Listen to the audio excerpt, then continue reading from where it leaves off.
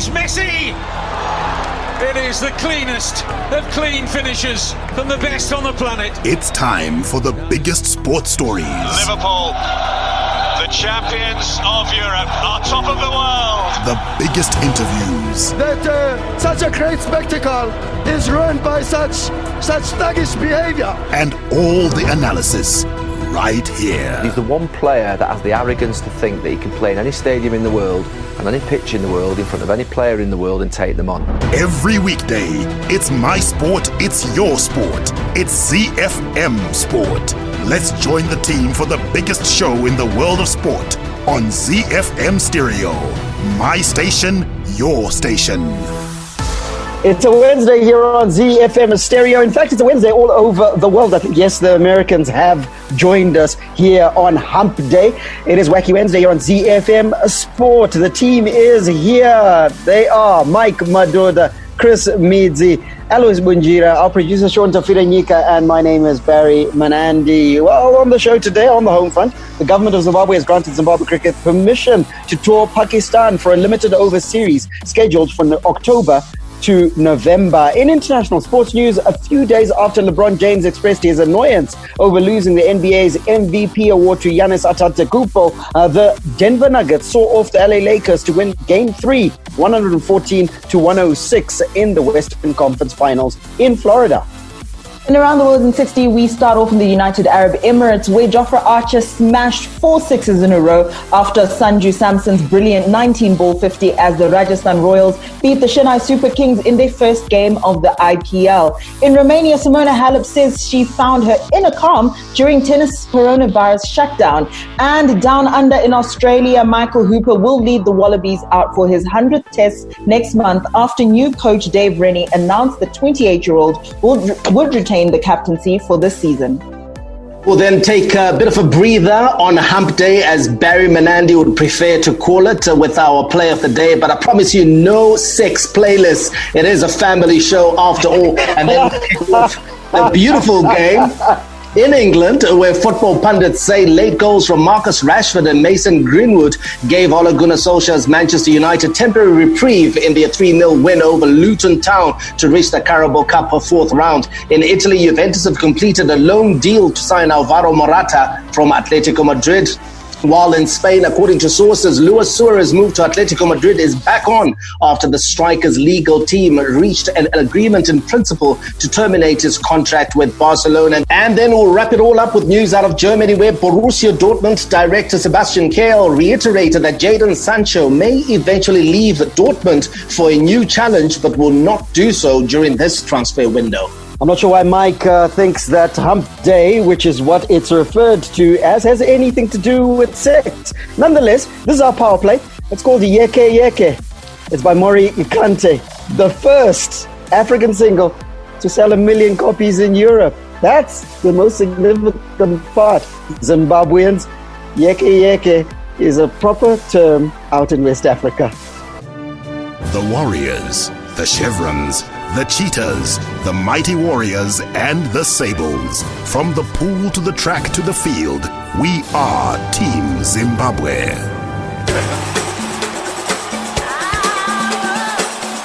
The Home Front. Local sports news and analysis.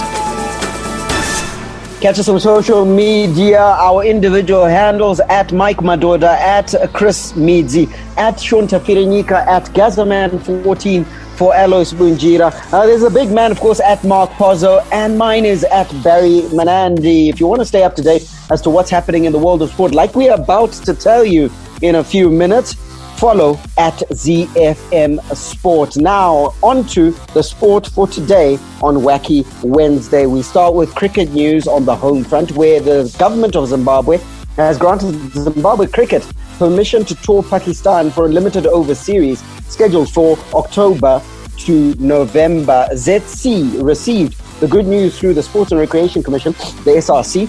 ZC Chairman Taringa Mkutlani has applauded the government for authorizing the tour, which will see Zimbabwe playing for the first time since March, when many countries across the world banned sporting activities and international travel as part of the pandemic lockdown measures aimed at containing the spread of COVID-19. Chevron's batting coach Stuart Matsikanyeri says he is pleased with preparation so far, and he has called on experienced players to give Pakistan a competitive series with the help of young players in the squad who he expects will elevate their game.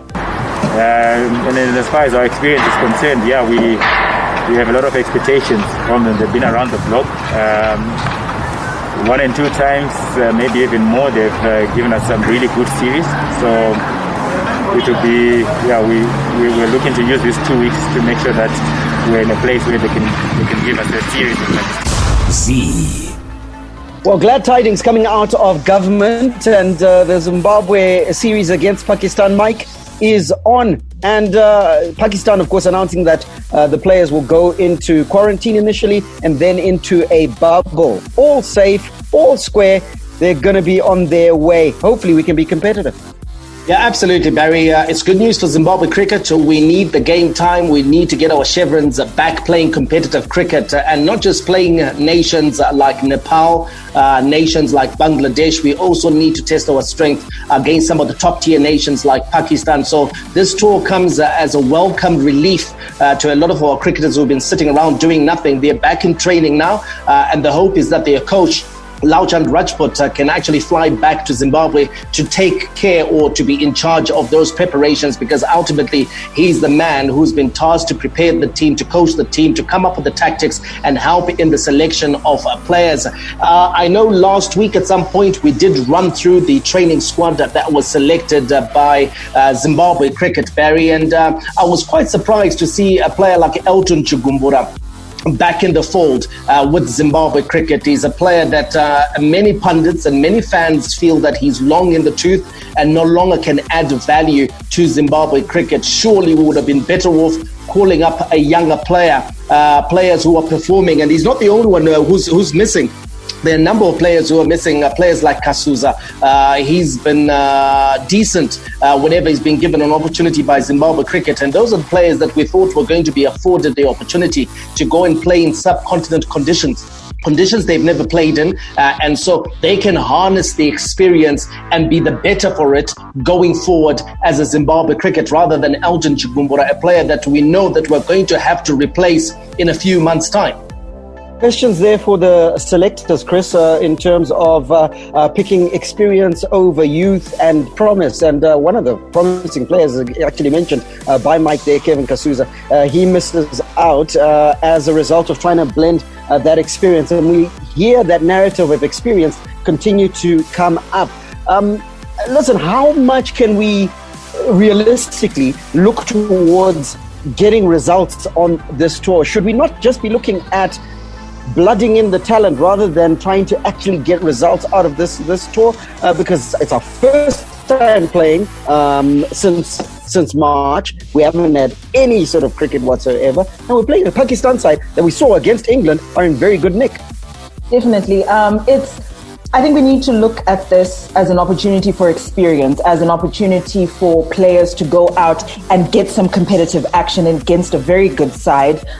Taking a look at the younger players like Kasuza, who you've mentioned, who is supposed to be possibly going on this trip as well. I think it's, in as much as we want to rely on our experienced players, I think we also need to balance that, looking at the future and where Zimbabwe cricket is going in the direction that it's going in, to say opportunities like this, do we want experienced campaigners to be going out, or do we want these younger players like Kasuza, Wesley Madewere, who's been absolutely incredible for Zimbabwe cricket?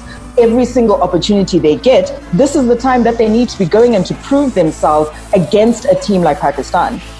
Barry, this is the one tour that we can write off in terms of results. We're not under pressure to go and beat Pakistan. We're not under pressure to go and dominate Pakistan.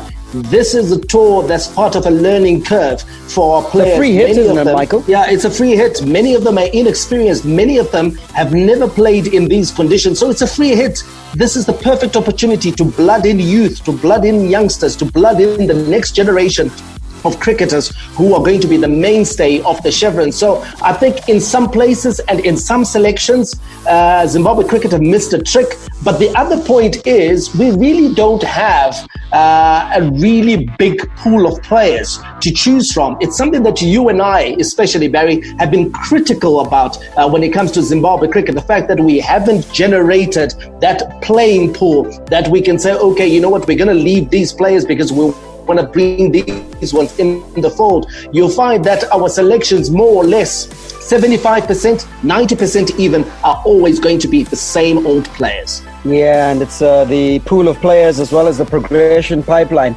that is sorely missing, in the sense that we got too many players who are playing first-class cricket when they're still greenhorns, rather than trying to refine them through a process and a pipeline that actually prepares them for international cricket. Well, the hope is that as we travel to Pakistan, this team will go out and the youngsters will be given a run, the ones that have been selected, and will get some subcontinent experience. Remember, this year we've missed tours against Afghanistan, tours against Australia, which was meant to be incoming, against India, against the Netherlands, all cancelled because COVID-19. But now, hopefully, this is the start of yet another purple patch of tours for Zimbabwe Cricket. How is it, guys? Elvis Tibola Bomba Moyo, WPF. This is The Bomb. All Africa heavyweight champion 2-time. You are listening to ZiFM Sport. Let's give you a local sports news roundup, starting with boxing. We're promising young boxer Takudzwa Musinamwana says he's looking forward to taking his fighting career to the next level as he hopes to turn professional when the sport returns. The Midlands-based Musinamwana joined Legend Boxing Club in Rishavane this year after Patrick Masters, who runs the stable, was impressed by his record. Musinamwana has competed in various tournaments, and from 28 bouts, he has lost just the one bout. News on the Olympic Committee. Zimbabwe Olympic Committee President Admire Masenda said they will have to move mountains for them to get support from the International Olympic Committee, the IOC.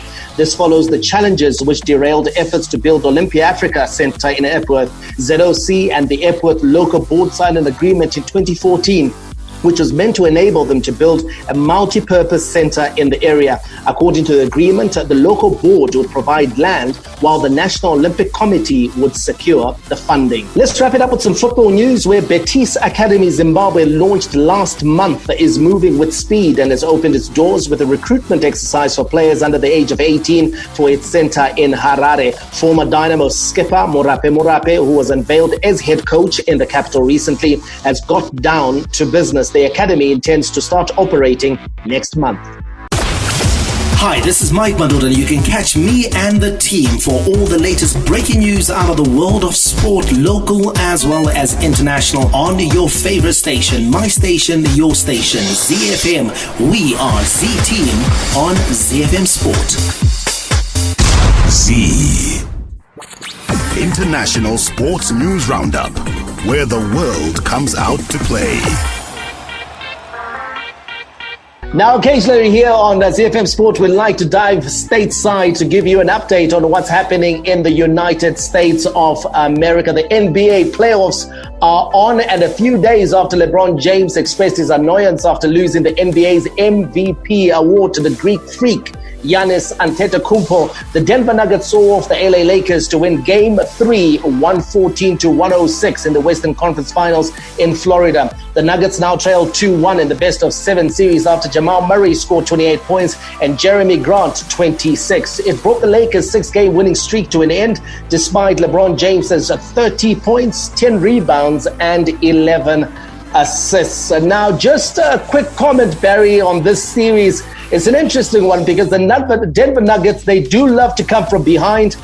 Some would say that they are in exactly the position that they want to be. But the Lakers will not be complaining about holding a 2-1 lead at this stage of their series.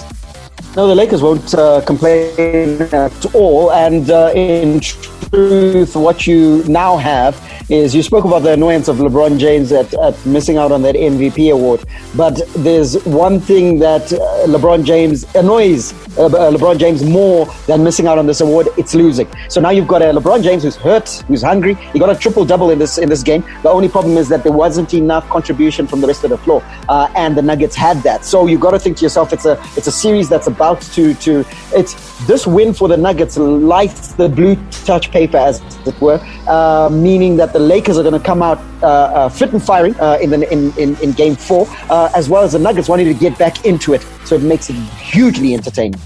Hugely entertaining, Chris. And just taking a look at the Nuggets, one of the reasons or one of the things that have enabled them to come quite regularly from behind is the fact that they are a shooting team, aren't they? Definitely a shooting team. If you take a look at the number of points they managed to put up in every single game and the contributions, I think the spread of those contributions from the Nuggets is what makes them a bit of an annoying team. If you take a look at the Lakers, there's a bit of a dependence on LeBron James. He's doing quite a bit of work there. If they had the same kind of spread in terms of contributions, I think they might have a different dynamic against the Denver Nuggets. But we've seen them, the Nuggets are a very, I'm going to say, an annoying team. They're very stubborn. There's a lot of fight there. And if you're going to be coming up against a team like that, you're going to need to have more contribution, more of a spread of points from the rest of the team. Now, Game 4 will take place in the early hours of Friday morning. But before that, it's the Eastern Conference Finals. The Miami Heat lead the Boston Celtics 2-1 with Game 4 early tomorrow morning. We touched on the fact that LeBron James, guys, was more than slightly annoyed with the fact that he was looked over for the regular season MVP award to the Greek freak Giannis Antetokounmpo of the Milwaukee Bucks. You take a look at that situation, Barry. What are your thoughts? Because in his mind, LeBron, he comes out and he thinks that the voting should have been a lot closer. But when you take a look at it, this was a blowout. It was a blowout, Mikey. I mean, look at the voting, the way that it went.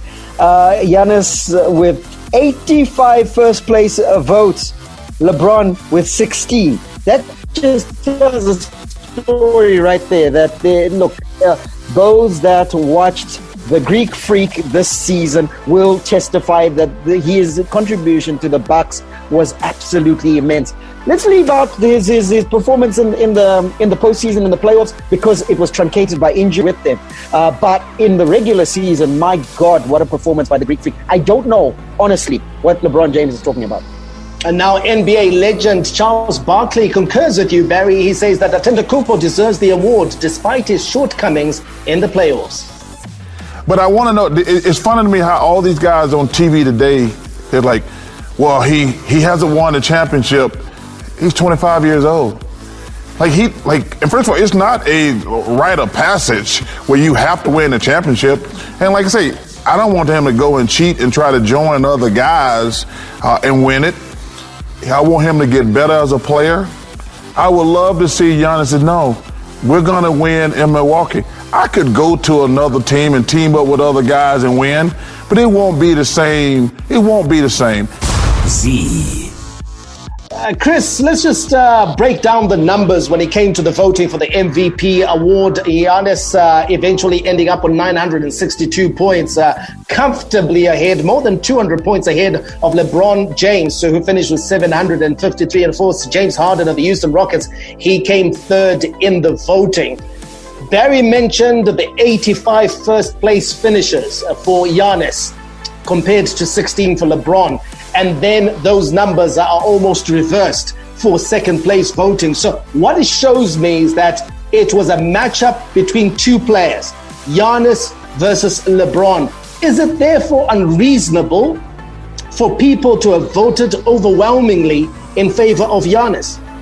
I don't think so. I think when you take a look at the two players, there's a bit of, when it comes to the discussion now, and I think because of the COVID break, people are and I think LeBron himself is looking at this period now, the most recent period, this most recent run of play, and forgetting the rest of the regular season. And the rest of the regular season, when it came to those performances, Giannis's performances were undeniable. He was putting up a lot of points, game in, game out, leading that team. And when it comes to those two players, I think Giannis deservedly gets the MVP award.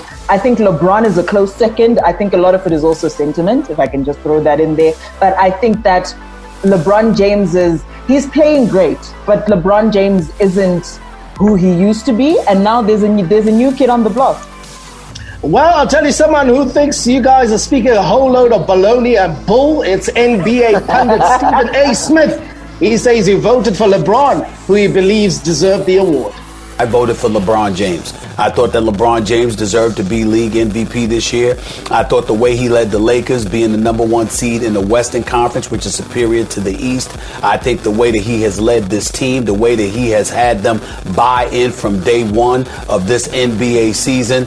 I can't say enough about the leadership that he has exhibited and exuded throughout this year. At age 35, his 17th season in the league. Like I've said on many, many occasions, I could be critical of shot selection from time to time. I could be critical of his three-point shooting. I could be critical of sometimes his hesitancy to get to a free throw line, etc., etc. But what you can never be critical of is that this man is a superstar personified, and he has never cheated us. I don't think there's any question in my mind that LeBron James deserved the MVP. I understand why Giannis got it, because everybody's looking at numbers and the fact that Milwaukee was the number one overall seed. But I never thought that he deserved it over LeBron James this year. To me, LeBron James is my MVP. Stephen A. Smith there, Barry, candid as usual, always to the point. He's backing LeBron James. And those that would back LeBron, those that would bat for him will say that, listen, he's transformed the Lakers. He's come in at a franchise that hasn't gone deep in the playoffs. In fact, that hasn't even made the playoffs in donkey years. He's come in there, he's made such a difference, and he is 35 years old. This guy is a league veteran. Yeah, and that's great. We love him for it. That's why he got second place. For me, look, Stephen, hear me out. You are not forget any complimentary tickets to the Staples Center anytime soon, Barry. You and Chris. No, you know what? Neither are we getting Christmas cards from either Stephen A. Smith or LeBron James. But the truth is this, that you've got to then consider the contributions. Remember, Anthony Davis has been added to this team, and he's had an immense contribution. Rajon Rondo, who I believe is actually being overshadowed by LeBron James wanting the rock all the time, is also part of this team and making his contribution. It's a team sport. Yes, LeBron James has been fantastic. But for me, individual performance, contribution to the team, Milwaukee Bucks has been transformed and gets results on the back of the Greek freak Giannis Antetokounmpo, the MVP. Okay, and as we wrap it up, guys, I just want to hear your thoughts very quickly, starting with you, Chris, around shouldn't this award be reformed? And what I mean is that we got two major awards in the NBA. We've got the regular season MVP, which is the main gong that you get in the MVP. And then we got the finals MVP for the player that performs the best if your team does get to the final. Shouldn't there be some sort of thinking around just giving one award that takes into consideration the body of work over the regular season and the playoffs? Because LeBron will say, I was second during the regular season, but look at me now inspiring and pushing my team towards possibly the NBA finals. Surely it should be a combined consideration. I think that would make it doubly controversial. I think you'd have a lot more controversy when it comes to that kind of an award. So for me, I vote to keep it as it is. I think just taking a look at performance during the regular season and then the finals, for me, works out perfectly. Because in as much as LeBron James will argue that, okay, fine, in terms of finals MVP, he might be able to get that. But in terms of the regular season, he didn't get the top gong and it went to someone who deserved it. So for me, keep them separate. Keep them separate, Chris is saying, Barry. Yeah, I think you should. Different dynamics. You look at the regular season, it's a long season. There are lots of games played. Playoffs are a little bit different. Finals are a little bit different. 7-game series, you can light it up. So I think the dynamics are so different that if you combine it, think about it. If you had combined it, would Giannis Antetokounmpo feel justified to lose to LeBron James, who has done it in the postseason, whereas he did it from October onwards? Oh, I can see our producer Sean Tafirinyika just shaking his head. Listen, we won't be taking any. He disagrees. Who he is backing in this debate, Giannis or LeBron? The trophy will be inscribed Giannis Antetokounmpo back to back, and he also scored a double this season as he was named the NBA Defensive Player of the Year. So a good outing for the man dubbed the Greek Freak. Hi, my name is Zugba Amute, Los Angeles Clippers small forward, and you're listening to ZiFM Sport. Only DSTV brings you the very best football action. Catch all the action from the most popular league in the world, the English Premier League, with some of the world's biggest stars in Sadio Mane, Harry Kane, Sergio Aguero, and Virgil van Dijk. Oh, they did it! I cannot believe it! Catch all the action on the brand new Super Sport Premier League channel on channel 223. We have the world's best football, only on DSTV. Around the world in 60 seconds. International sports news. Around the World in 60 is proudly brought to you by DSTV. We'll start off in the United Arab Emirates, where Jofra Archer smashed 4 sixes in a row after Sanju Samson's brilliant 19-ball 50 as the Rajasthan Royals beat the Chennai Super Kings by 16 runs in their first game of the IPL. Samson was eventually dismissed for 74 from 32 balls, while Steve Smith hit 69 from 47 before Archer took Lungi Gidi apart in the final over to take the Royals up to 216 for 7 from their 20 overs. Sam Curran was the pick of the CSK bowlers, taking 3 from 33, including the prize scalp of Smith before another eye-catching cameo with the bat. We head over to Romania, where Simona Halep says she had found inner calm during tennis coronavirus shutdown and that she had returned to the courts with more maturity and perspective on the game. Halep won the Dubai title before the WTA Tour suspension in March lifted the Prague crown on its resumption before claiming another crown in Rome on Monday to emerge as the front runner for the French Open, which begins on Sunday.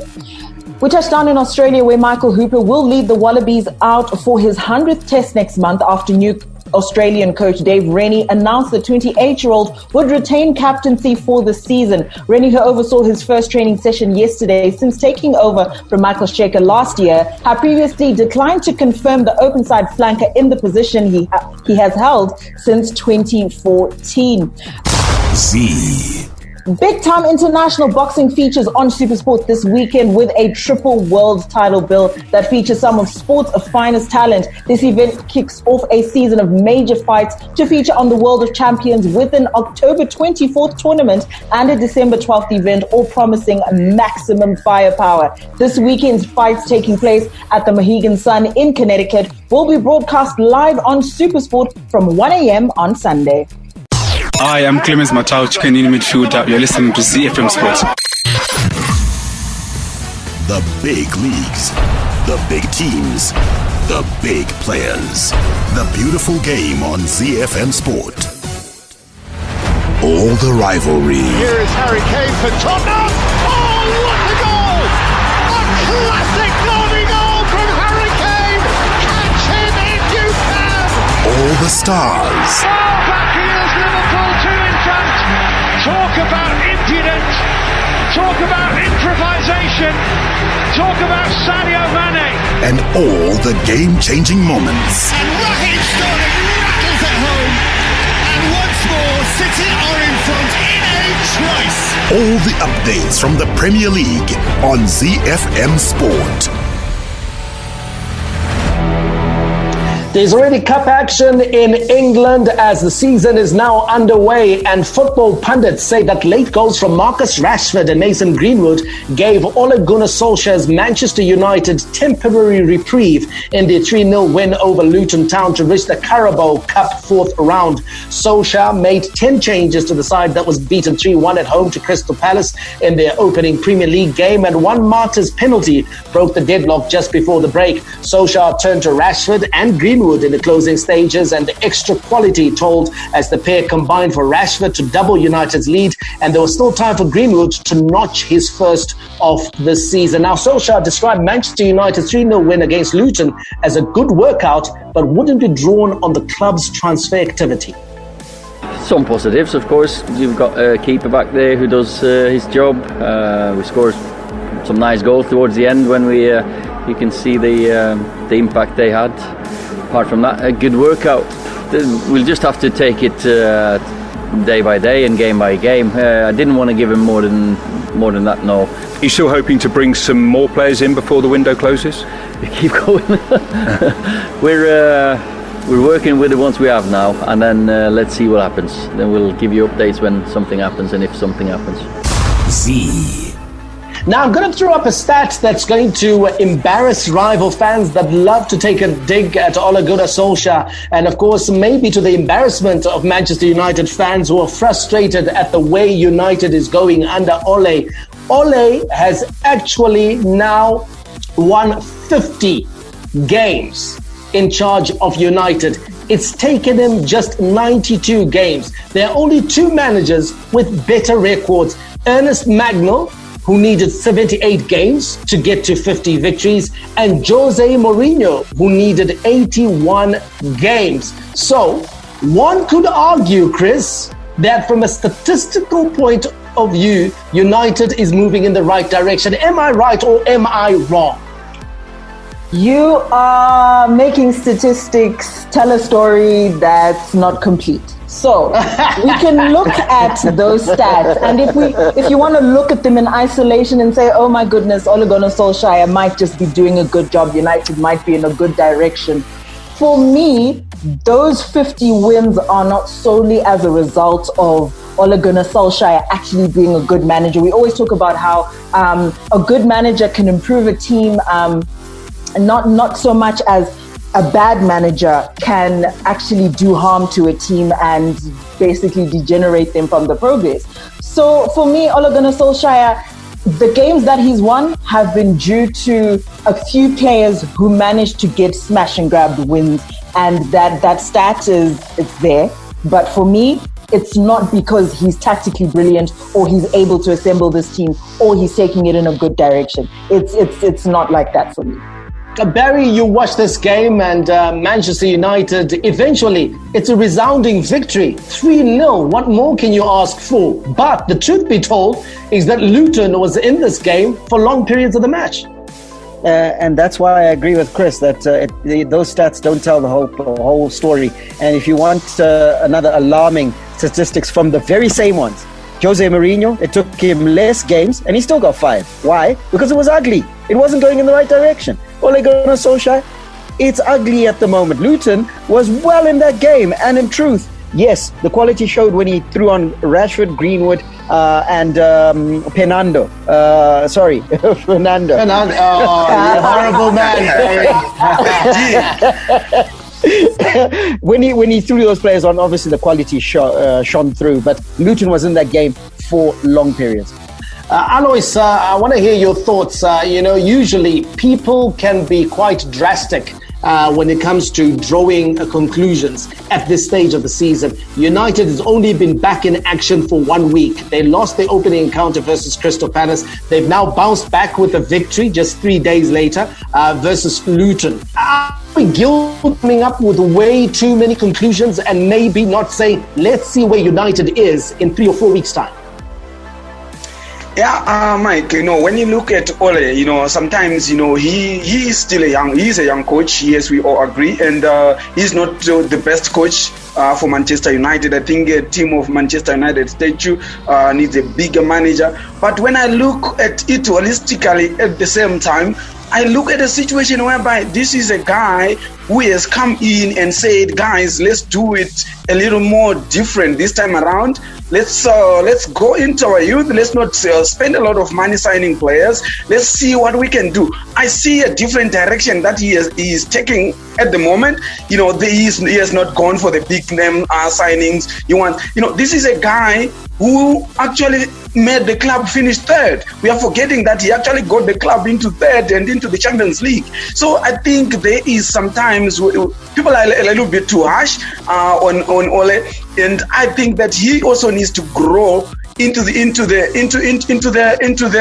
job. When you look back at Alex Ferguson, he was almost fired at Manchester United. He went 9 seasons without winning anything, but he got it right. So for me, I still think that he is still young. He is growing. You can actually see that he is trying to do something. I like the idea of not just quickly buying players, but just looking at marquee players and getting the team playing right.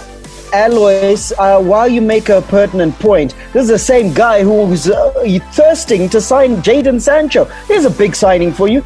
Deal just hasn't been done. Jadon Sancho is a youngster. Hold the phone. Jadon Sancho is a youngster. But this is Manchester United. This is supposedly the biggest team in the world. You can't be having the biggest team in the world deciding that, you know what, we don't need marquee signings, we don't need stellar talent, because everybody's moving on. He got into third place for me as a result of a poor Tottenham, a poor Arsenal. Those two teams have come along in leaps and bounds. Jose Mourinho has settled at Tottenham Hotspur. Arteta is now at Arsenal. Are you at the same level? I don't think so. No, we don't know that, Barry. We lost the first game. Yes, it was awful, but this season is still very, very much very young, and we don't know. So I think Ole is getting a very harsh verdict early on, very harsh verdict. Let's see what he can do. Then we can start talking. Let's not credit other teams for their poor showing, and then we say Manchester United got into third because other teams were poor. I think it's a bit unfair. It's a bit unfair to actually say that they collected the points to be in the position that they finished in last season. Let's wait and see. One game into the season, yes, he is not really. Like I said, he is not the best coach for Manchester United, a big team as it is. But he can also grow into that position. Let's not push hard and say Manchester United is a big team, so let's have it big. I'm all for patience. I'm all for patience. I'm all for patience, Alois, when you can see the direction that a team is going in. So when you can see a team like Arsenal and you take a look at what Mikel Arteta is doing and you can see there's a plan. When you speak to people who work around him and they tell you that they've turned things around at Arsenal. When you take a look at Tottenham, when you take a look at Chelsea, you're talking about these guys are young coaches. Ole is a young coach. These guys are also young coaches, but you can see the club is going in a certain direction. What is the direction that Manchester United is going in? There's no issue with giving Ole Gunnar Solskjaer time to grow, but we want to see a direction. We want to see simple things like Ole Gunnar Solskjaer knows the spine of his team, not 2 matches in a row where he doesn't select his best performing players. Okay, so it looks like the jury is still out on Ole Gunnar Solskjaer. Is he the right manager for Manchester United? Is he the right fit? Is the team moving in any direction under his leadership? But can they get back to the glory days? Get in touch with us on Twitter and we can have this conversation. Follow at Gazaman14 for Alois Bunjira, big Manchester United fan. Chris is one too. You can find her at Christine Midzi. Barry Manandi, Mike Madoda, Mark Pozzo, Shonta Firinica also available, but the main handle you need to follow and interact with is at ZiFM Sport. Now, quickly as we wrap up, results from the Carabao Cup last night, Newport County 3-1 winners over Watford. West Bromwich Albion knocked out 5-4 on penalties by Brentford after the game had ended 2-2 in regular time. West Ham with emphatic winners 5-1 versus Hull City. Leyton Orient and Tottenham Hotspur was postponed. Notable matches tonight will see Fulham versus Sheffield Wednesday, Millwall versus Burnley, Brighton visit Preston North End, Chelsea entertain Barnsley, Fleetwood Town versus Everton, Morecambe versus Newcastle United, and Leicester City takes on Arsenal in the pick of the fixtures. All right, let's go over to Italy now. Juventus have completed a loan deal to sign Alvaro Morata from Atletico Madrid. Morata landed in Turin on Monday to finalize his move to rejoin the Italian champions. Morata described the move to Juventus as a story of great love in a post on his Instagram page. The agreement gives Juventus the right to definitively sign Morata by the end of the 2020-21 season for a transfer fee of 45 million euro, which would be payable over 3 years. Juventus also have the right to extend the contract on a temporary basis until the end of the 2021-22 season for a fee of 10 million euro. Alois, they looked for a striker. They wanted to sign Luis Suarez. When that fell through, they looked for the next best thing. Do you think they've got a good striker in Morata? Yeah, I'm not a big fan of Morata, you know that. I'm giving them hope because that's where he actually did. When he was at Juve the last time when he was on loan from Real Madrid, he did exceptionally well. So much that Real Madrid had to call him back, they had to recall him. So it's a fair territory. And I've got a feeling that with good things happen with confidence, Barry. When you are confident, you're in an environment that is loving and where people love you and people expect good things from you and they believe in you, something just happen. And I've got a feeling that he has got a very good relationship with Juve and he can actually sit there. I think it's a good buy. I don't blame Juventus for doing that because they knew him before. The love affair is re-established. Chris, your thoughts on this move? They definitely knew that they needed a striker because not only did they try for Suarez, they also tried for Roma's Edin Dzeko. Those deals didn't happen and they went out for Morata.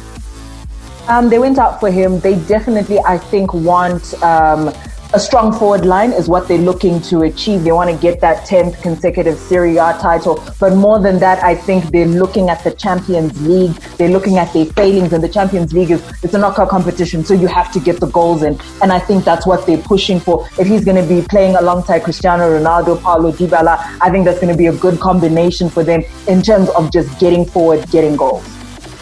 Mike Shucks, Alois talked about his stint at Real Madrid, then he moved to Juventus, went back to Real Madrid, he went to Chelsea, then he went on loan to Atletico Madrid before Atletico Madrid signed him. Juventus have now taken him on loan. He's likely to be signed by Juventus. He's a much-travelled player and gets big contracts at big clubs.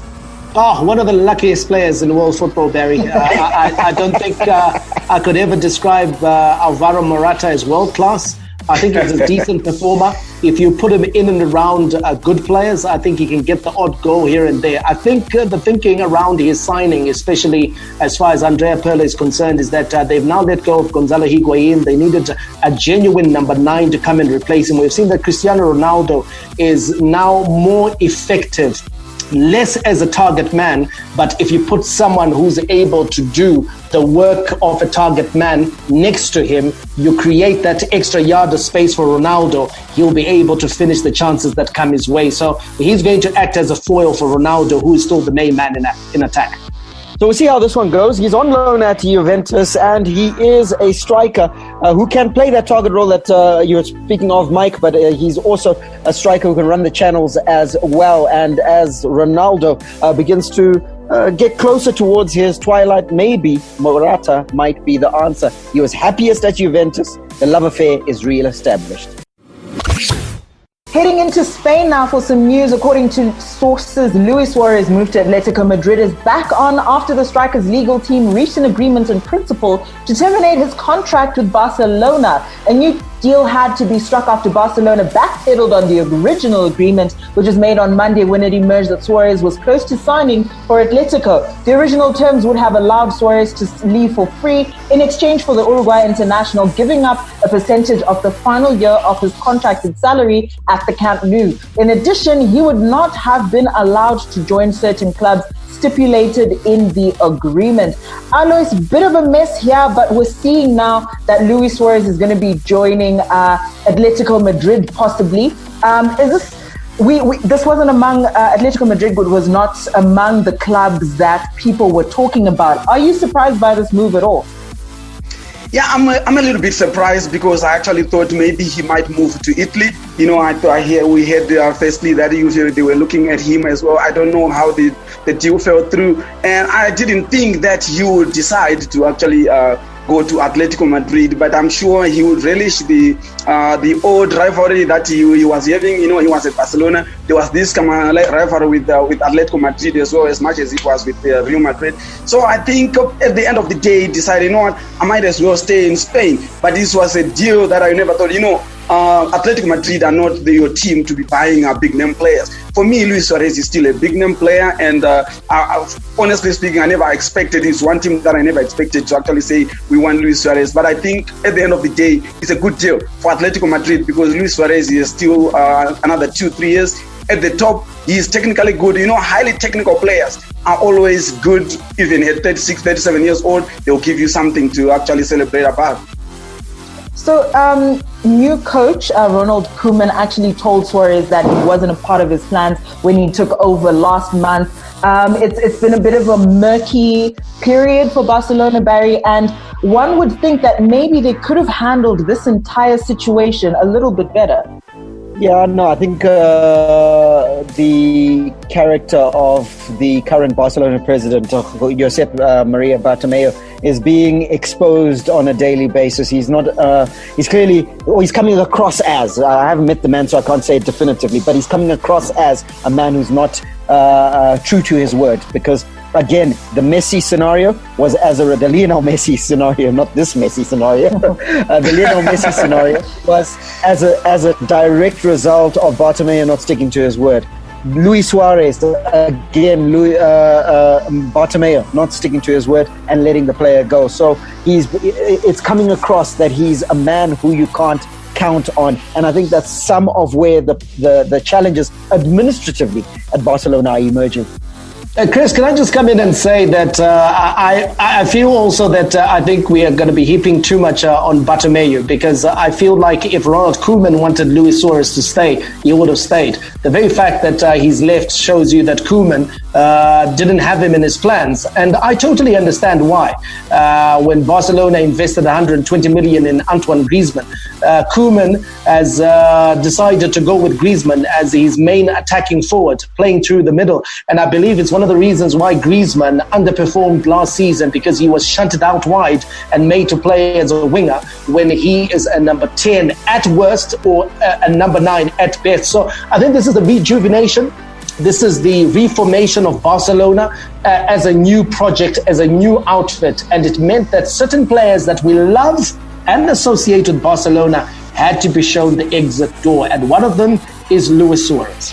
My challenge wasn't necessarily that Suarez is leaving. It's more so that Suarez was agreeing terms with Atletico Madrid. Then Barca, under Bartomeu, refused to honor that on Monday. And it took the legal intervention of Suarez's legal team for the deal to finally go through. And that was as a result of the president of Barcelona reneging on a deal. Barry. If Suarez wants to be paid out, how can you be paid out when you're joining a new club? You can't be compensated. That wasn't the sticking point. The sticking point was he wanted his money. We are selling him to a title rival, and that's the news that we got. That's what came out of makes sense, Barry. Makes sense. It doesn't make. Listen. It makes sense. How many times do we hear it, Barry, where players or clubs will not sell to their rivals? Perhaps I'm judging the man harshly, like I was judging Ole Gunnar Solskjaer. Maybe.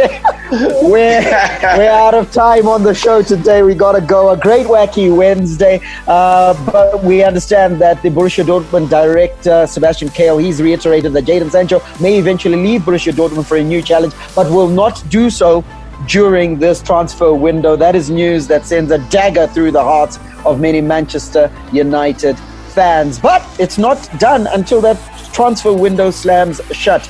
So hold thumbs, it may still happen. What won't happen is us continuing. We'll be back tomorrow for our shortened show. Don't miss it. May God richly bless you. That's my story, and I'm sticking to it. Menande, out.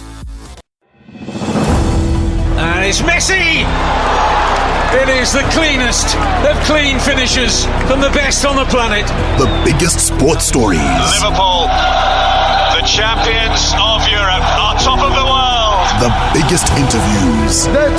Such a great spectacle is ruined by such thuggish behavior. And all the analysis right here. He's the one player that has the arrogance to think that he can play in any stadium in the world and any pitch in the world in front of any player in the world and take them on. Every weekday, it's my sport, it's your sport. It's ZiFM Sport on ZiFM Stereo. My station, your station.